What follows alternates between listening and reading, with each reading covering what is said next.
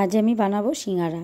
সিঙ্গারা বানানোর জন্য অল্প ময়দা, চিনি, লবণ আর তেল দিয়ে ভালো মতো ময়ান দিয়ে নিয়ে প্রেসারে আলুকে 3টা সিটি মেরে আলু আর মটরশুঁটি দিয়ে একটা তরকারি করে নিয়েছি। তারপর ময়দাটা রেস্ট হয়ে যাওয়ার পর কিছুক্ষণ পরে ময়দাটাকে ছোট ছোট গুলি কেটে সেটাকে বেলে নিয়ে 2 ভাগ করে নিয়ে আমি ও আমার ছেলে মিলে সিঙ্গারাগুলো বানিয়ে নিয়েছি।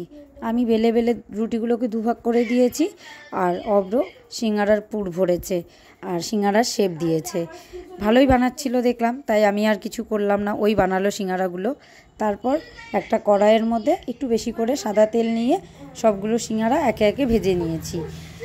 এদিকে আমার সিঙ্গারাগুলো প্রায় ভাজা হয়েই এসেছে, উল্টে পাল্টে দিচ্ছি যাতে দুদিক ভালো মতো ভাজা হয়ে যায়। কিছুক্ষণ রাখছি যাতে ভালো মতো ভাজাটা হয়ে যায়। এদিকে ভাজাও হয়ে গেছে, সিঙ্গারাগুলো লাল লাল করে ভেজে নামিয়ে নিয়েছি। এবার সস দিয়ে সেটা খাবো। খেতে খারাপ হয়নি, ভালোই হয়েছিল।